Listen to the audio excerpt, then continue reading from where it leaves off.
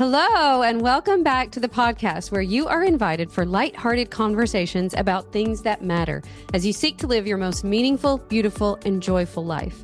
I'm your host, Dr. Edie Wadsworth, and I hope you enjoy your stay here at the House of Joy. Okay, hello everybody. Welcome back to House of Joy. We are so excited for another episode this week, and I wanted to start off this episode with something fun. We always ask you guys every week to leave a review and a rating. It really helps just boost the podcast and let other people find it, and we just love reading your reviews. So I'm going to read our latest review. From our dear friend. Yes, from our dear friend, Judith Meyer. She is the mother of my best friend and roommate, Sydney Meyer. And now I've lost the review. Just 1 second. I'll actually explain how you can leave a review. If you go on Apple Podcasts, you can scroll down almost to the bottom, and there is a ratings and review.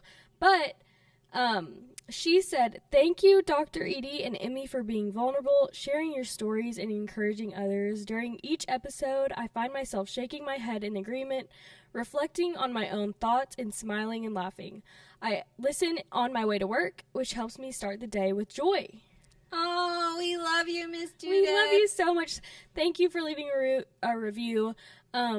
It's so fun to look and see how these episodes are affecting everyone who listens. Sometimes it feels a little daunting to share your story online for everybody, but hearing back from you guys is so worth it, and we just love you so much, Judith. Thank you for leaving a review. Yes, so awesome. We have an awesome episode for you today. Today we are talking all about belonging. I think it's one of those things that whether we're young or we're a little older, we struggle with wanting to belong, having this desire to belong. And when Emme and I were talking about this the other day, I reminded her of something that I had written years ago after I read a passage in one of C.S Lewis's books called Weight of Glory. And there's a little essay in there called The Lure of the Inner Ring. So we're going to call it the Inner Circle. The Lure of the Inner Circle. So today, all about belonging. Yes. But before we get started, can we just make a confession? We all just got back from playing pickleball. Yes, we talked about in our last episode how pickleball is one of our favorite things for this season of life. And we were playing pickleball today as like a little break. On our lunch break from our podcast recordings, yes. And even last week, like, I've really only played seriously for a week. Or no, more than that, right? 2 or 3? I don't know. I don't know. Maybe 2. We'll say it's 2. But it brings out this side of me. I was telling Kylie even when we were playing, like, I am not a super competitive person, but I don't know, against myself, I'm very competitive in the way that I love to be good at things. And when I'm not, like, immediately great at things, I get annoyed with myself. And so we were playing this pickleball, and I will say, like, I start to say bad words. I'm sorry. I at least think them. Sometimes they come out. But Mom is so good. Like, you're naturally so athletic. Like, it's so annoying. And we did just have a little match with Emme and I and Katie. We invited our friend Tanner because he also does this sort of online business that we do. And his office was just down the road. And we're like, hey, we're taking our lunch break. We're going to play 30 minutes of pickleball. Yeah. So we harassed him to come with us. And then I did beat little Emme in a quick game. Yeah, she beat me. Say it with your chest. I don't know why. She was not happy. I was not happy. I don't know why I have to get so, like, into it. It's not that deep, but I think what's frustrating is, like, I am getting better, and Mom doesn't even play that much, and she's, like, so serious, too. Like, you get into it, too. I do get into it. I think there is a line, like, if you're getting too involved in your pickleball game, calm down. I can't help it. Something inside me. I am scrappy. I'm a hustler. Like, I am going to die for the ball, baby. And I might say a bad word. And what I notice is that the people who are really good are not scrappy like that. They're not. They're just like they're like ding, ding, barely ding. moving. And here we are running all over the court. I'm going to hire a coach. I need a pickleball coach. If any of you would like to be my pickleball coach, just if you have any pickleball tips, leave it in the review. Speaking of, let's dive into the topic today, which I think is so good and so juicy for us women. Yeah, I think, as I was literally about to say, I think especially for women, we all have a sense of wanting to belong, so it's just like in our nature to want to have a group. I actually wrote down, it's like a primal need. And it does stem kind of from we are beings that need each other, and so we're kind of wired to need each other and to want to belong. And if 400 years ago, 500 years ago, you got outside of the tribe, you literally weren't safe. So I do think it's something that's like hardwired into our biology and psychology, that we have this need to belong. So I think we got to have a lot of grace for ourselves when it comes out in weird ways when we're 15 and 20 and 40 and 54. We still have the need to belong. Yeah, I look back at, high school and just college and, even the idea of being in a sorority and doing all of those things. It all stems from that wanting to be a part of something, wanting to belong, especially with other women. You want to relate, you want to be able to talk about things that you agree on and whatever. But it can very quickly lead to comparison and not feel like it can lead to also a negative connotation if you're not careful. And I think that in high school, because it was stemming from, it was other people, I needed other people to make me feel like. Yeah, and we all know that feeling of, especially with social media, you go online and you see a group of people that you know and love or wish you were a part of their group, and you see them doing something, and your first instinct is like, well, they didn't invite me, or why am I not part of the group, or why don't I have a group like that? I think we all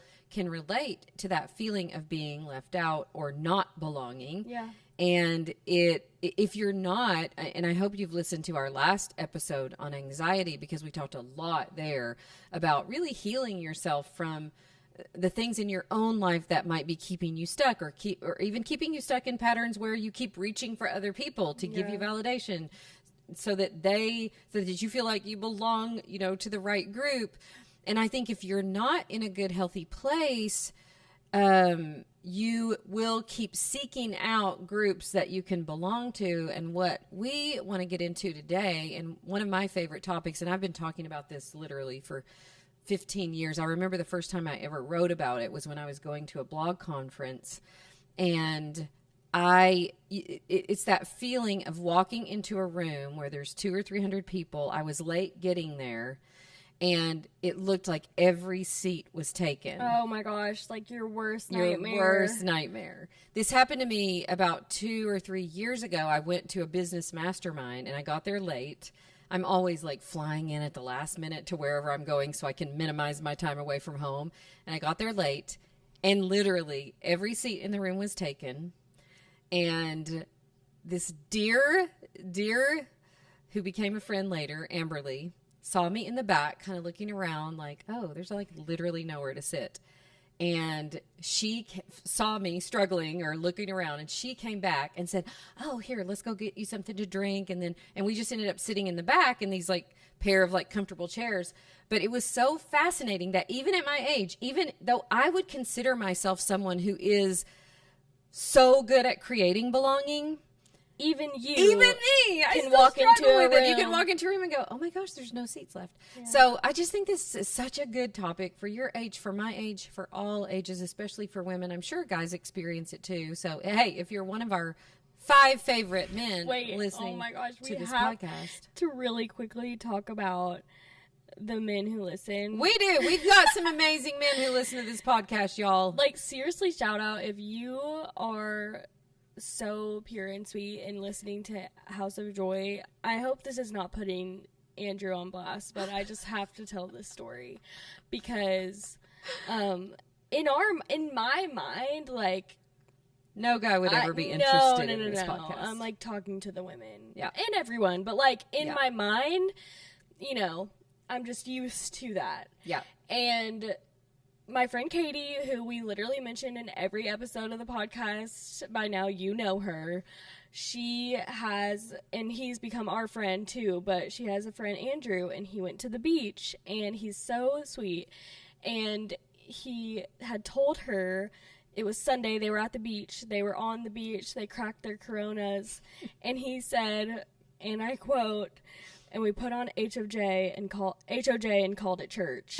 And it was our episode on he was listening to God's will. Yeah, so it kind of was church. But it is just so We fun. love you, Andrew, by the way. Yes, shout out. Thank you so much. And we for love you, Carson. Listening. Carson listens You too. guys, listen to this. Kylina's boyfriend, Carson, and his friend Cooper were listening to HOJ on the big screen. On the TV big screen. at your They house. watched it. I love you guys so much. We Thank you for listening. love- So I hope that this episode will help you create belonging in your life too. You belong to us, and we love you. So. Yes. Anyway, sorry Yeah, for that. and so that need, I love the story. So that need that we kind of all have to belong, we look at certain groups and we think, oh, that's the group to belong to. Like, that's the cool group. That's the quintessential That's group the quintessential I need to group be a that part you of. really, really would belong if you were with that group.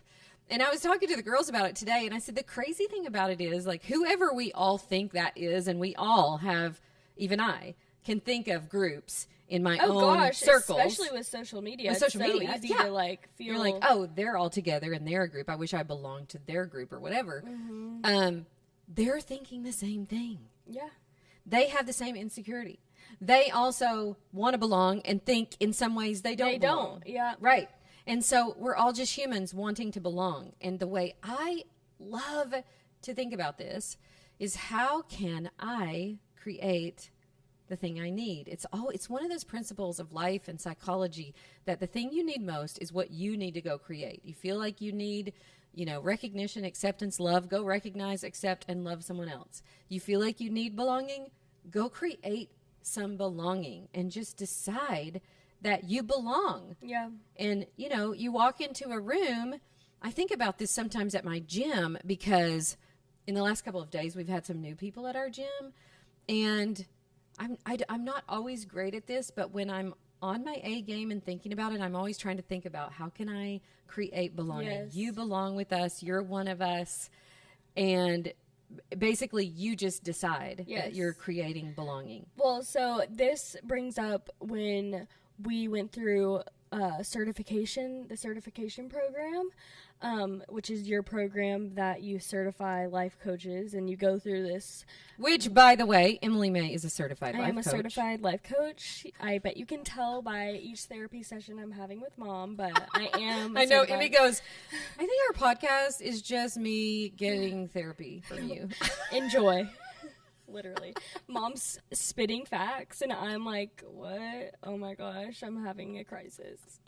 But what I was going to say, so in your program, it's mostly, 50 to whatever, 50-year-old women who have experienced a lot of life, who have been in your LMS, life mentoring school, and they're coming to get certified as coaches. And when I decided to go through, I just kind of like starting this podcast too, like I just felt really like I did not belong there, because I'm 23 and I have just got out of college. Actually, at the time I was still in college, and I felt so much like just like I didn't belong there. And it's so interesting because it's just so interesting. I would have thought that I only felt that way because of my age, but you have a video to watch before certification program, and it's about belonging, because everyone who goes through it feels like for some reason they don't belong, no matter if they're 45. And what I learned when I was in the program is, as much as I felt like I was inequipped to do it, everyone felt the same way, no matter how much experience they had. We all were on level playing field, almost. Like, it just is so interesting that even in a place where I wasn't the same age as everyone, it's so easy to feel like that. Once I realized that I was creating that for myself, it was so easy to see it as I do belong here. Yes. And the more I tell myself that I don't, yes, I experience it that. Yeah. And I love doing this in my own life so much. I love the thought, like, you belong to me. Like, I'm yours, you're mine.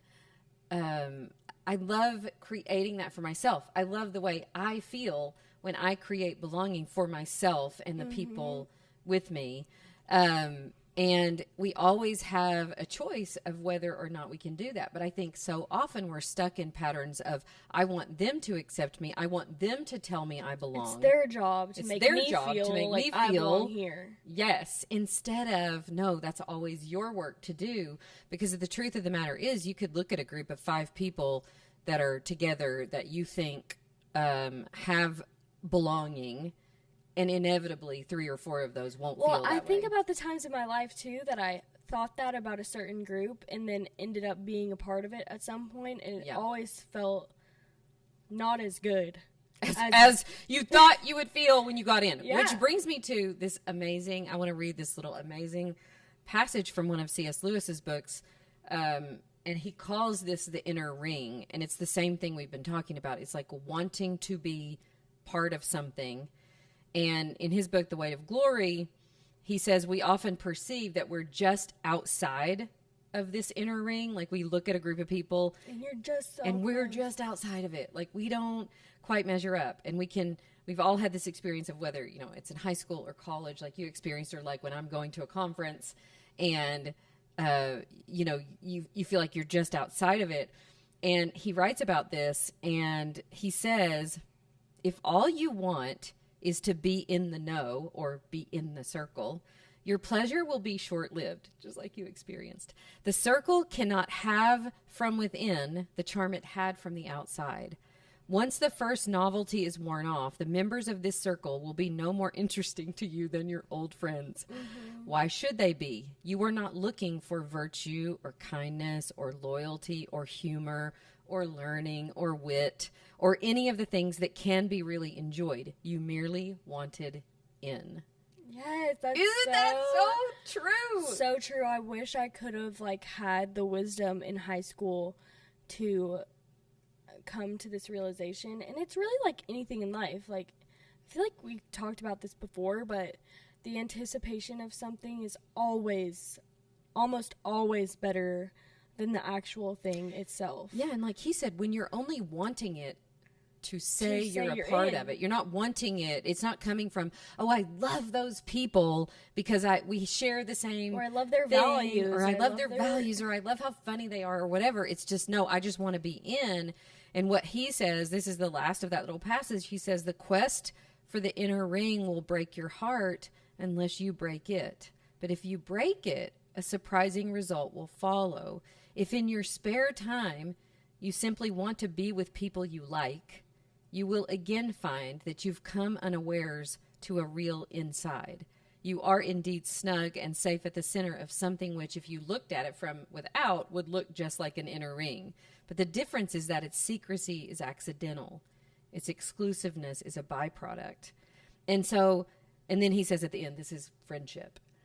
And I love that because I can think of myself, like I just went to a mastermind a month or so ago, and it's the same mastermind I went to 3 years ago where I felt very much like an outsider. Like, I looked around and thought, I don't really belong. I don't have the same, whatever, hobbies, life, values, and I've been in that group a while now, and it was so different for me this time because I just decided, like, I love these people. I can't wait to see them. And I just made it a point to go up to so many of them and just say, I love you so much. I love what you're doing in the world. And it's interesting because that sort of genuine wanting to create belonging and make connection feels so good. Whereas when you're just trying to be in or in an inner ring or whatever, it doesn't feel good. You feel like, ugh, you're always kind of insecure. Like, do they accept me? But when you go into it going, I really love what they're doing in the world. I love watching them succeed. I love being whatever, a small part of their life. Yeah. And when I look at my life now and the people who are in my whatever inner ring, it's a true inner ring. Yeah. It's people who I do love their heart. I love their soul. There is no trying. Yeah, lots of stuff in common. Yes, and it was never to get in. It just happened. Yeah. So naturally. Yes. And it is interesting because when we talked about it, I had always wondered why it feels so different now, and it is because I got to a place where no longer was I trying to so hard be in something. Yeah. The something came to me. Yeah, and it's because you're authentically just looking for friendship. And I think it's when I became my full self. I think back to that year that, I really came to my faith and I just felt a lot better. That is when the friendships started to feel more genuine. Yeah. And now it's people that I like. It is just that soul connection. It's not. Yeah, and not wearing a mask where you're, we've all been in groups where you're wonder what I should say here. What would make this group like me? What kind of mask should I put on? Who should I pretend to be? That kind of shape-shifting that we do sometimes to try to, fit into a certain group. Instead of, what you're saying, which is, no, I can just be fully myself, and I can show up with all my quirkiness and all my, passion and energy or whatever. I can just show up as my true self and not try to pretend to be something. You're not trying so hard to get a reaction from people. You genuinely are just happy to be there and happy to have them in your life, and it's such a different experience than when you're trying to get into some outside group. Yes. And I feel like I just had this thought, but I feel like now, because those people in my life are also pretty sure and secure in themselves, our friendship is just this added bonus. We are all doing our own thing. We are all striving for our own, we are living our own lives. And because we're so secure and in a good place ourselves, the fun, genuine, growing friendships that we have are just a byproduct of the secureness that we have in ourselves. And obviously with any connection and relationship, there's going to be times where you have to lean on someone else. It's not that, but I think because we're all in a place where we are all secure and belong and we know that pretty well, our friendship can be so light. Yes. And it's not such a gift. You know how they'll say, because otherwise it's kind of exhausting. Yeah, if it's a wrong... If you're wearing masks, yes, trying to get in and trying to pretend. Yeah. You're trying to prove something to someone. And they say, friendships, it's a real friendship when, you can go 2 weeks without talking to someone, and the second you talk again, it feels like you've never left. I have some friendships like that. I don't see them that much and I don't talk to them that much, but because we're both secure in what we're doing and we know that we love each other, you can pick back up. Because I think even I look at your life, you're not hanging out with people all the time. Nope. But you have really great, deep friendships. Yeah. And obviously it's a little different. I'm just at a time in my life where I live with my friends and we're all kind of in this phase of life where we can see each other. But I do see how at a time when I'm not able to do that, I still will be able to be just as connected with these people. Yeah. And I think the question we're so often asking ourselves is, do I belong? We want to belong. Do I belong? And that, I think, is a question that only you can answer. And whatever you choose, I do belong, I don't belong, you'll be right.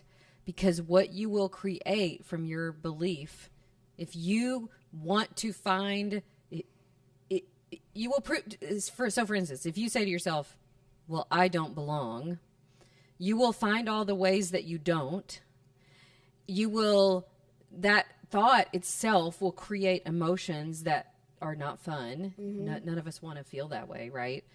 And then you will take actions. The crazy thing is you'll take actions that will push people further away. Because if you think you don't belong, you'll hide, you won't make real connection, you'll wear a mask, you'll be insecure, all those things that you'll do, and you'll prove yourself right that you don't belong. Yep. But if you answer that question in the surety of God loves you, he created you for connection with people, you can create belonging wherever you go, wherever you want, you'll be right. You will belong because you will be the one who creates belonging, not just for yourself, but for other people. And what I love about doing this in my own life is that being willing to go first and create belonging is contagious. Yes. Because you create this sort of safe, loving space. When you're looking to not, I am a people pleaser at heart.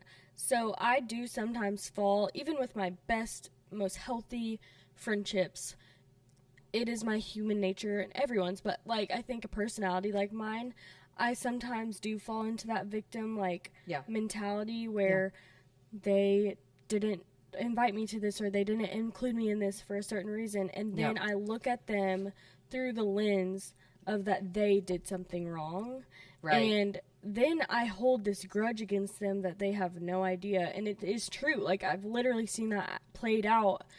You are purposely not looking at them in the best light, and then everything else they do from there on for a little bit, if you keep in that mindset, is from that negative light. And so you're never experiencing them in a true way that they might have meant it. Yeah, and I say this all the time, and it's so true. It's exactly what you're saying, Em, that you will never experience people in a way that's better than your thoughts about them. Mm-hmm. So if I go to a conference and my thought is, I don't like these people, or they don't like me, I don't belong, guess what kind of experience you're going to have with those people? Not a good one. Not good. But if you go there and say, I love these people, I love watching them put their work out in the world, I love how they're serving, I love to cheer for them, I belong here, she belongs to me, like that kind of thinking creates so much love and connection in your heart that you can't help but have a great experience. And you have been the one to create that, and you've created for yourself an environment where you experience so much more love, so much more connection, so much more belonging, and not just for yourself, but the people who live in your light, because you have sort of paved the way for being your true self and being vulnerable and creating connection and being courageous enough to create belonging, because they could reject that, right? Yeah. They could reject your belonging, and that's okay. But being courageous enough to do it, I think it opens the door for you to experience true relationships, so much more love than you would experience otherwise. And what a huge gift to give yourself and the people around you. I'm curious your thoughts. I feel like a big thing that I see a lot for people my age is like, cut the toxic people out of your life. Like, it's, if someone's not doing you right, cut the toxic people out. I want to know your thoughts on that, because I think we talked about it a little bit last night. Yeah. Where there's like a kind of a balance of like, yeah. I want you to share your thoughts on that, because I think that could be helpful for people. Well, one of the things that we talked about with that was that I like to take responsibility for the way I'm experiencing my life, for the way I'm experiencing the people in my life, even the people that I don't agree with, or the people that can be frustrating to me, or whatever. I do think that so often our experience of other people shows a mirror to us. And if we're really struggling with someone, it can be a chance for us to say, like, oh, interesting, what in me could I make better? What's being triggered in me by this person? I still try to take responsibility for it and see, like, is there something in me that I want to really look at, or whatever. And it's not that, there are never people that you might say, well, because I can think of lots of times in my life where relationships have fallen away. But in those cases, what I see is that maybe when I was in relationship with them, I wasn't as healthy. I was contributing. Maybe you tried to see it as a reflection of them, but later on realized it was mostly a reflection of who you were. And as I grow and change, and I want to create more love and belonging, and I don't want to be in environments that are toxic. What I find is that a lot of times those relationships just fall away. And I always ask myself, can I get to a good place within myself and take responsibility for what part of it I have? Yeah. And if I can get to a good place there emotionally and mentally, then if I want to draw some boundary and say, I don't think this person is good for me, I think that's fine. I have rarely had to do that because really so much of the time it has been my own work to do. Yeah, and I think like if naturally things will fall away that aren't working out in a just like personality sense. Or like, yes, you're not called to be friends with, you don't have to be best friends with everybody. Right. But what you're saying is like, if you're experiencing someone who's like toxic, that's like a very like, and I don't even like, you know, like I have this thing in my coaching program called like dealing with difficult people. And I put that in quotes because really like, I just like to question that. I'm calling them difficult, but what does it bring up in me? And here's another way to think about it just for everybody, because we all have this in our lives, is I like to say, I have the thought that this person is difficult instead of saying they're difficult. That they are. Yeah. It doesn't mean it's true. Interesting that my brain has this thought. And then I can get a little distance from it. Mm-hmm. And so often when I've done this work in my own life, it's work that I need to do. Yeah. I just like that perspective on it because I think when you are making it someone else's problem, it's not a problem you can ever work through. You can't work through it because it's you need them to change. It's always going to affect you. It's always going to make you mad. It's always going to affect your day. But when you make it your thing that you need to fix about yourself, or maybe not fix, but work on or think about, it does give you so much freedom. It's on you. You choose how you experience someone else. Yes. And it sounds like hard when you are thinking of that person as being the problem, because you're like, well, they're doing things. They're doing factual things that are making me, you know what I'm saying? Yeah. And getting curious about that too, though, I think like a lot of times, I mean, even honestly in my relationship with Tom, because if people watched from the outside, they would say, oh, he's a challenging kid. Well, can I play with that thought? Well, that's a thought that he's challenging. And can I get a little perspective? Can I find what's there that's entertaining or curious or funny? Or can I get some perspective on what he's been through or whatever? I just love to take a step back when my brain wants to go to this person's hard or I've also difficult. found when and the reason I bring up the other side of it, like belonging versus like, you know, there's that other side that we talked about with like, you know, when to let go of friendships or whatever. Yeah. But it all kind of, when I'm in that mindset of like calling other people wrong for like it's their fault, I'm cutting myself off for belonging by doing that. Yeah. Like I'm removing myself. Yeah. It's like a way to create disconnection. And when you look at what we all really want, we want connection with each other. We want love and connection. So I'm just always asking myself, am I thinking in such a way that it creates love, connection, belonging? Which is like just like what we talked about in the parenting episode. Yeah. Like the way you want to view your kids. Yes. Yes. Exactly. It's the same thing. Yeah, because often if you think your kids are, you know, if they're doing something that you don't love or agree with, can you take a step back and go, but I love her and I belong to her and she belongs to me and we're connected and I love her. And I think just so often if you can keep the connection, the behaviors and all of that ends up working itself out usually. Yeah. You can't change them anyway by demanding that somebody change, or are you going to change them by disconnecting from them? No, because then you don't have any influence. They're not experiencing your love at all, you know, in that case. So anyways, it is similar to with your kids, but I think in whatever aspect you can, like if you think about the big picture that God puts us in these relationships for our growth and for our they're supposed to be hard. It's not it's never going to be easy to have relationships and connections with multiple people all the time. Yeah. But even, like, when we're talking about calling, it just all connects, and it's so interesting when it all connects in your brain. Like, part of our calling is serving our neighbors, which is most likely going to be the people in your life, for the most part, who are closest to you. Yeah. Who are going to be those friends. We're going to push your buttons. Yeah. Everyone's human, and to be honest, what I love, and we were standing together at church this Sunday, and you can remember this from being in the Lutheran church. In the Lutheran church, we stand up every Sunday and we confess our sins together aloud, corporately. And we say, I have not loved God with my whole heart, and I have not loved my neighbor as myself. And I always think, every time I say that. It was so good. The pastor, or it was one of the elders, was standing up at the church that I go to. And he was like, not only are you confessing to God, you are confessing to each neighbor. Yes. Your sin. And think about normally who you're standing by. So I'm standing beside Dad and Tom, the neighbors that I fail to love the most, that I sin against the most.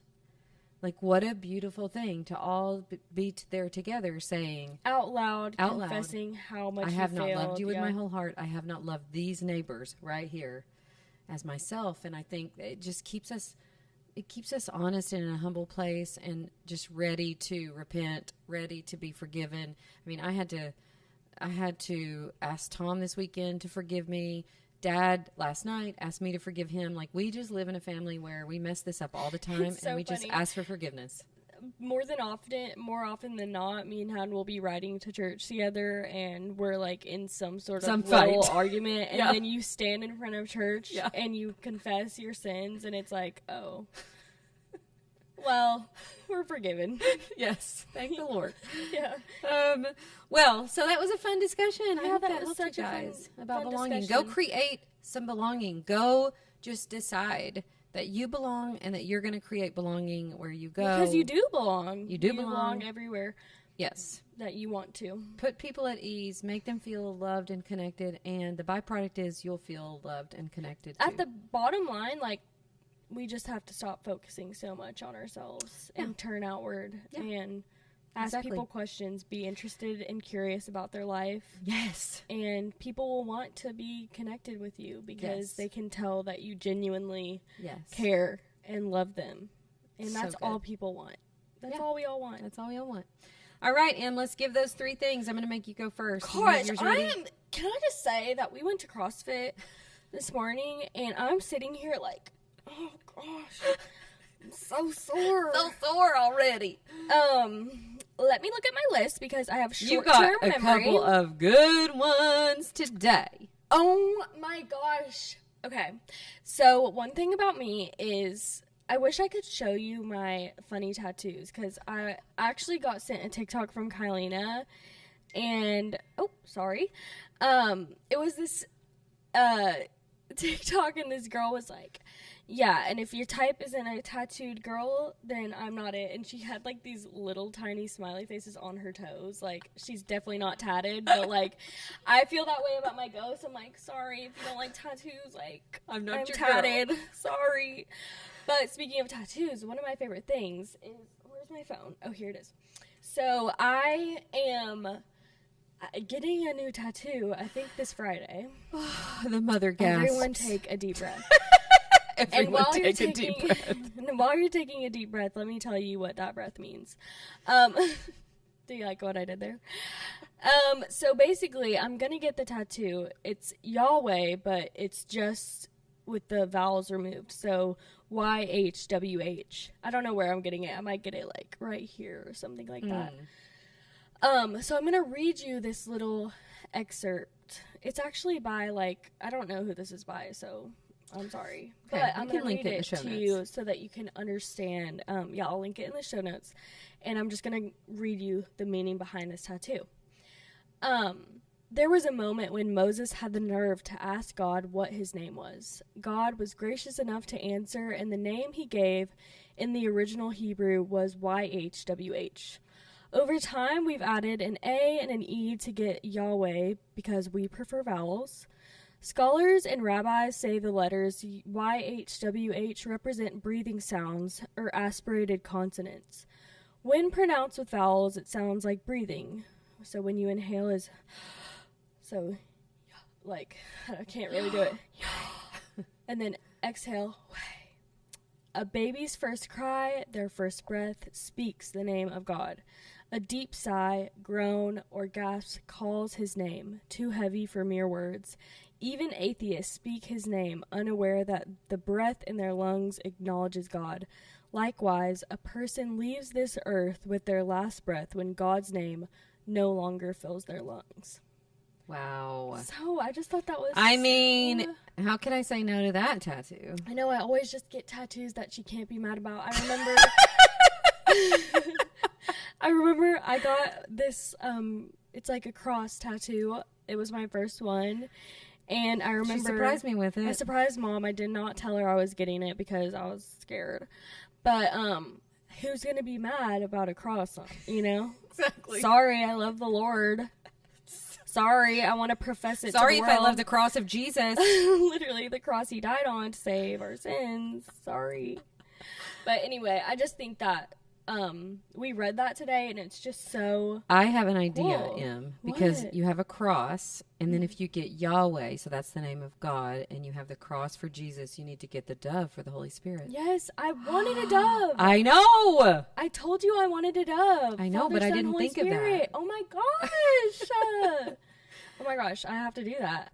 I also was thinking about getting a dove somewhere. There was also this A sparrow. Carrie Job song. Oh, okay. It's called The Dove. Okay. It's so good. You don't really love like contemporary worship music, but that song is so good. Anyway, that is the tattoo, and maybe our next podcast that you listen to, I will have a new tattoo. Stay so tuned, my friends. One of my favorite things I've just been loving is that story and that explanation of Yahweh. But where is my list? Well, one of your things was changing your mind is your favorite thing. Yeah. This one is important to talk about and speak on because one thing about me is I will just be talking about things because, you know, I will really be diehard for something one week. And then I have to change my mind. I change my mind and it's okay. I remember this brought this up because one of the podcasts I was like, I love oval shaped nails and I'm never going back. Well, my nails are squares and I love them and I changed my mind. And I just feel like we all need to be in 1 week. We can just change our mind and it's okay. Nothing is set in stone. You can change your mind about things. Don't let anyone tell you that you can't change your mind. Right? I love it. Yeah. Let me just have my oval nails and then have my square nails. And I can say that one week it's my favorite thing and I'm die hard and I will never change my mind. And then the next week I'm going to change my mind and I just need everyone to chill. We're chilled. I love it. Because everyone chill because I'm going to keep changing my mind. What else? What was my other one? Your last one was the homeschool archives that you've been getting lost in lately. Yeah.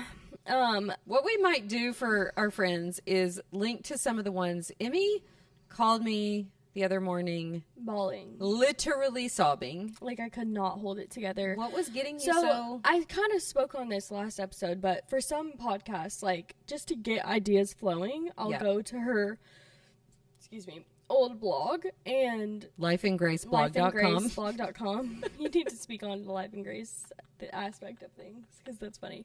But so I'll just go on her blog and I'll just look through things and try to get inspiration of things you used to talk about that you haven't talked about in a long time. And she used to do blogs about our homeschooling days and just and because we've had a house fire, you guys, we have there are almost no pictures of your childhood except on that blog. Except from that blog and certain things. So seeing some of those pictures that I haven't seen in forever and just I don't know, as I've gotten older, I realize I'm not super connected to that little girl that was homeschooled and struggled so much. And also had so much fun in that old, like, we had this old homeschool room that you, like, turned our old garage. Emmy found this picture. I had turned our old garage into a homeschool room, and Emmy found this picture of her and Ellie. You were probably 6 or 7. 6 or 7. And you were doing your little homework at the homeschool desk, and then you had your American Girls sitting on the table in their desks. No, and it literally made me seriously sob. I was like, how pure. It was too precious. That we, like, had our American Girl dolls, like, doing their homework with us. Like, I can't believe I was that little girl who thought that. I just, like, it literally wrecked me that was really me. And me and Ellie spent every day together, and you know, you just take it all so much for granted. And then Emmy started texting us in a group text with Ellie. She sent the picture. You sent a link or two, I think. And then we were all crying. And Ellie was like, my best friends. And we were just having a moment. Oh, my gosh. I should literally... While you're reading your favorite ones, I might try to pull up that excerpt. What was it? I mean, I might not even be able to read it. I don't know why I'm doing this to myself, but it literally was the one where we stopped homeschooling, or I can't remember. You were just talking about... what I've learned, what I learned about myself. What you learned about yourself through homeschooling. We'll link to it in the show notes. Holy crap. I mean, I was, like, seriously uncontrollably sobbing. I'm going to try to find it so I can make you guys cry. Great. Okay, I'm going to go through my 3. First is C.S. Lewis collection. I've talked about C.S. Lewis before, but you guys, you have to get his books. I would start with The Great Divorce. I would go to Mere Christianity. Number 3, I would read Weight of Glory. Now, here's what I recommend. Go to the audiobooks, because in the audiobooks, it's an English, like an English person speaking like British English.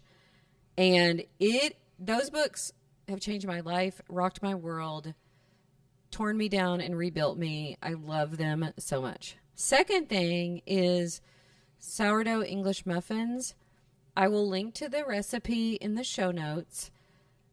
I made them last night for the girls. So that, by the way, I should have added that one of my favorite things is filming days. Mm-hmm. So because I knew we were filming, I made the girls sourdough English muffins, and this batch was pure fire. It was so good. So pure good. Fire. Pure fire. So if you only get yourself a sourdough starter going so you can make sourdough English muffins, please do it. Number 3 is blue eggs. I'm obsessed. Oh my gosh, you are obsessed with blue eggs. With blue eggs. Now, hear me out. We had chickens. We've had chickens 2 or 3 times. Our last 2 chickens just died, our Sallies, which we were so, so sad about. So I'm always on the hunt when we don't have chickens for really good eggs. And when I was at Taylor and Mary Kate's 2 weeks ago, they had these organic heritage blue eggs. And I love nothing better than a bowl full of blue eggs. There is something about it to me that just makes me feel like a farmer and a homesteader. They're sitting up there right now. They're sitting on my counter right now. They're so good. The shells are so perfect. The yolks are so dark. I had avocado toast this weekend with 2 eggs on top. They are amazing. You can get these blue eggs at Costco or at Publix. So get some blue eggs. Yeah, I agree. I mean, I haven't had one, and I'm not the biggest fan of eggs, but they're so good. I found this, and you're going to die at how perfectly this aligns, actually. Oh. So I'm going to just read a tiny excerpt, and then you'll have to read the whole... I'll link to the whole thing so you can read the whole thing, because this isn't just all read of a little part. But halfway through, you say, "The task of teaching my children has broken me. They see through all my charades. I can't hide myself from them. And this intimacy has exposed every frail part of me. The selfishness, the lies, all my broken dreams, even the weakness of my faith. They don't see a shiny, perfect vessel. They see the real me, the shattered pieces of life undone. Self-sufficiency is being put to death in my life. I must learn to lean on another. And yet... miraculously, they love me unconditionally. They applaud at my meager attempts to be a joyous mother of children. They forgive me so easily and still say that I'm their best mom. Despite my faults, they somehow see through to the treasure. They glimpse the beauty of a life broken and spilled out for another. It's as if they see me through the light of his cross. In a million unspoken words, they know. They know and are thankful that in my frailty he is strong. So when we confess our sins together at his altar every Sunday morning, it is no small thing. We say with surety and conviction, and sometimes with tears, we have not loved God with our whole heart, and we have not loved our neighbor as ourselves. Okay. I'm sobbing. Stop it. Okay, bye. I don't really know why I did that. See, this is what I'm saying, like, every time. Anyway, we love you guys. Thanks for listening to the podcast. We love you so much. Go create belonging. And thank the Lord for the people who love you when you don't.